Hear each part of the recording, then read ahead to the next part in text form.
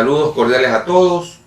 Un agradecimiento especial a la Corporación López Valencia por la invitación a esta intervención para todos ustedes respecto a temas que tienen que ver con el ámbito notarial y notarial procesal. Mi nombre es Javier Aguirre Valdés, soy profesor de la Universidad Católica de Guayaquil y la Universidad de Especialidad de Espíritu Santo en la materia de Derecho Procesal Civil, Derecho de Daños, Teoría del Proceso, y pues mi experiencia fundamentalmente tiene que ver con el área procesal, donde tengo mi maestría y estoy cursando actualmente mi PhD. El tema del cual se me ha pedido que se trate en esta conferencia es la aplicación de las atribuciones de los notarios y la visión que tiene esta también desde el punto de vista procesal. Es decir, el ámbito notarial no queda exento de procedimiento, como no puede ser de otra manera, ya que hay una serie de elementos que están básicamente en el artículo 18 de la ley notarial, que tienen algunas dudas y tenemos que analizarlas respecto a sus alcances, los términos utilizados, etc., para lo cual trataremos de ser lo más claro posible. Debe comenzarse indicando que el Código Orgánico General de Procesos fue quien originó este cambio en la ley notarial, por cuanto se venía considerando hace algún tiempo que los jueces estaban excedidos en su trabajo, ya no se abastecían en su tiempo para la cantidad de procesos que debían atender y que por lo tanto serían los notarios los que podrían asumir algunas de esas competencias a fin de descongestionar los juzgados.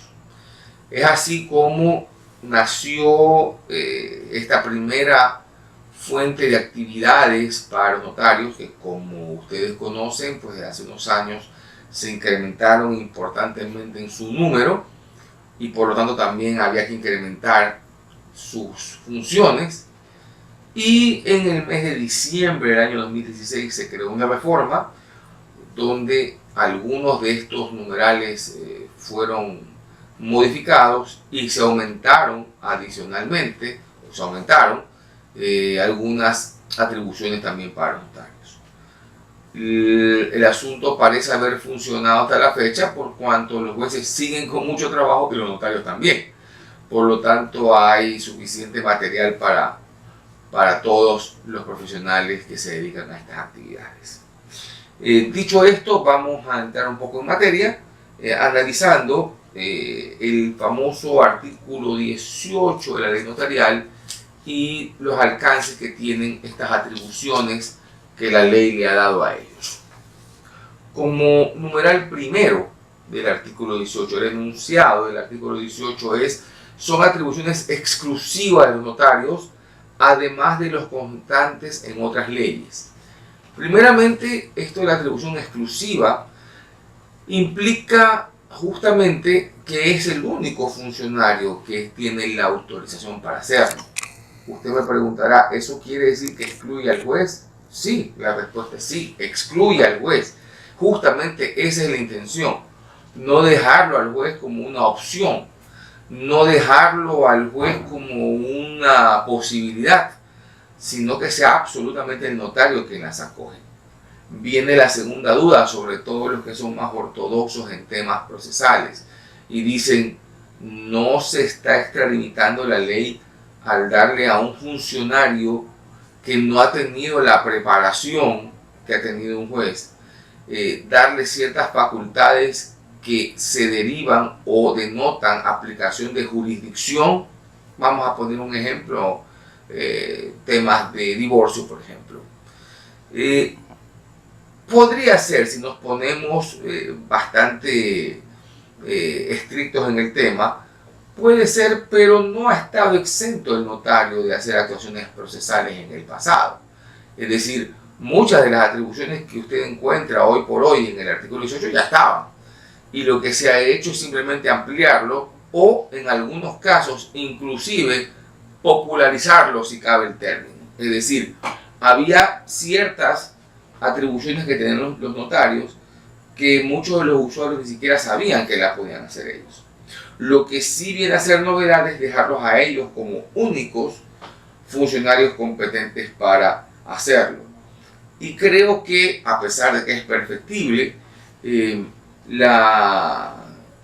aquellas atribuciones conferidas han sido elaboradas con algún tipo de cuidado, es decir, sí ha existido algún tipo de revisión o de ser puntillosos en darse cuenta que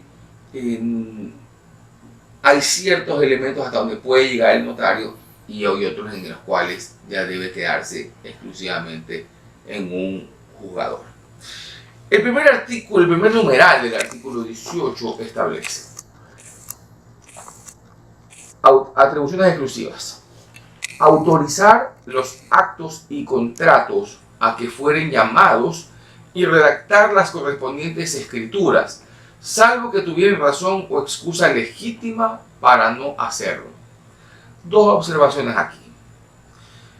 Los actos y contratos a que fueren llamados y redactar las correspondientes escrituras.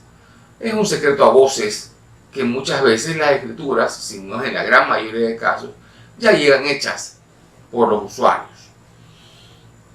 Hay notarios que dan el servicio para la redacción y los pueden a veces cobrar por separado a través de un abogado interno que existe en las notarías. Eso ya puede ser una cuestión de estilo. Lo que me interesa analizar es la segunda parte de este numeral, cuando dice textualmente, salvo que tuvieran razón o excusa legítima para no hacerlo. No hay un artículo, así como hay para los jueces, que diga cuáles son las causales de excusa de un notario. Sin embargo, nacen de la lógica algunas de ellas, comenzando por las de orden constitucional, como por ejemplo una objeción de conciencia. Una objeción de conciencia no solamente le compete a un juez, no solamente le compete a un juzgador, le compete a toda persona que deba intervenir en un acto del cual emana con su firma una autorización o un efecto jurídico. Por lo tanto, un funcionario cualquiera que éste sea, se podría negar a suscribir un acto que vaya en contra de sus convicciones.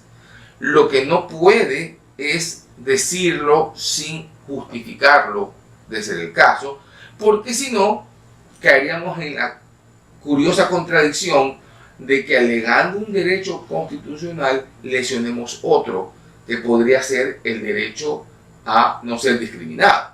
Es decir, la persona podría interpretar que usted la está discriminando y que por eso no la quiere atender. Y dentro de este mundo la discriminación, ustedes saben que es un campo excesivamente amplio y muy polémico y a veces hasta explotado de una manera indebida. ¿Por qué un notario se puede oponer o dar sus razones para negarse a actuar?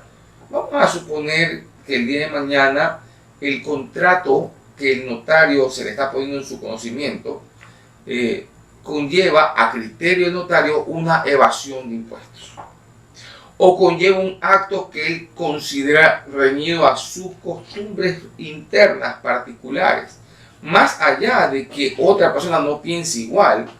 Si el notario considera que ese acto lesiona lo que es su convicción interna, tiene que decirlo de esa manera.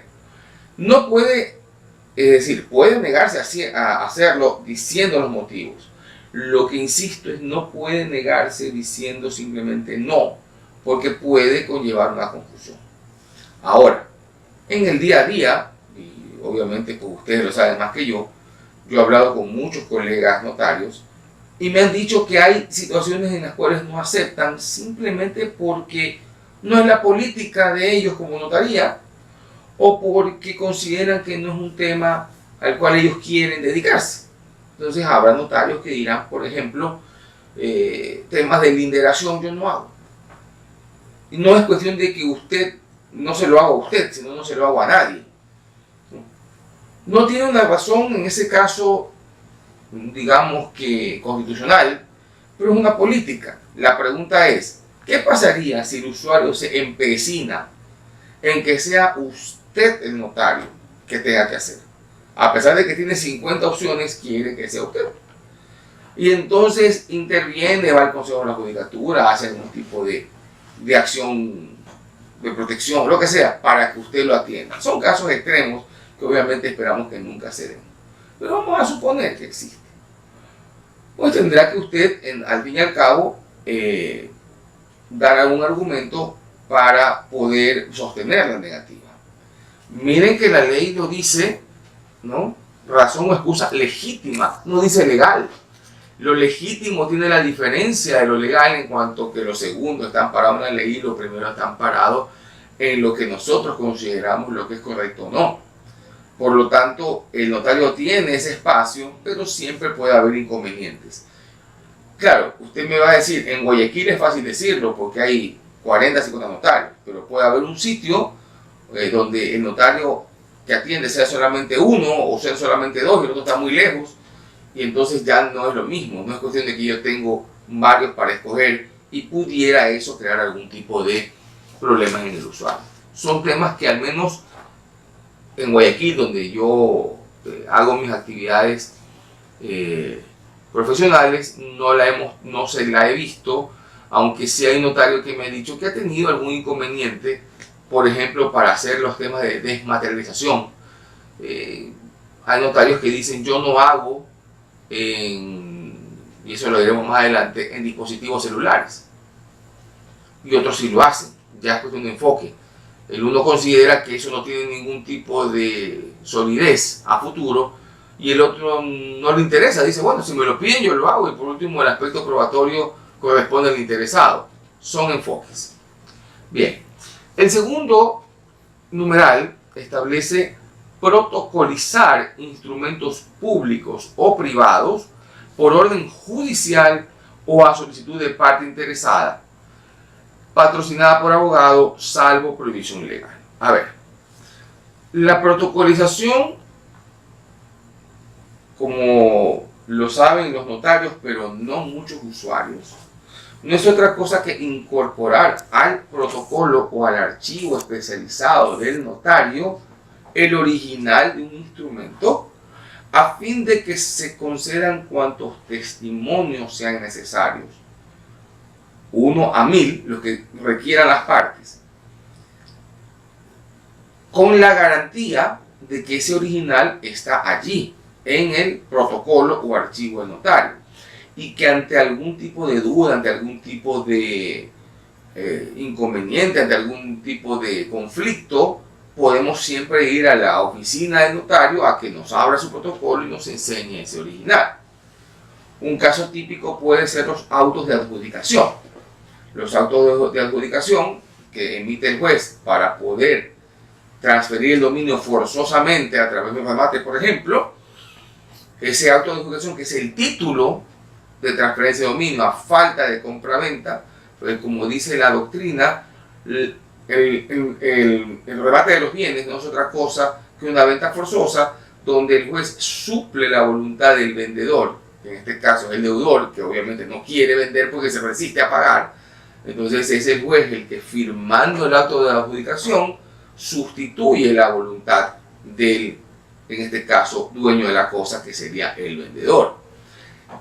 Esa venta, ese auto de adjudicación, ese título, pasa a ser protocolizado y con él tenemos ya los testimonios con los cuales podemos hacer las inscripciones del caso.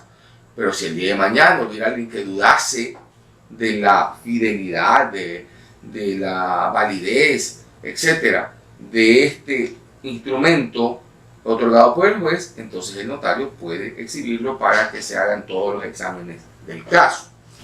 Ahora, dice por orden judicial o a solicitud de parte interesada.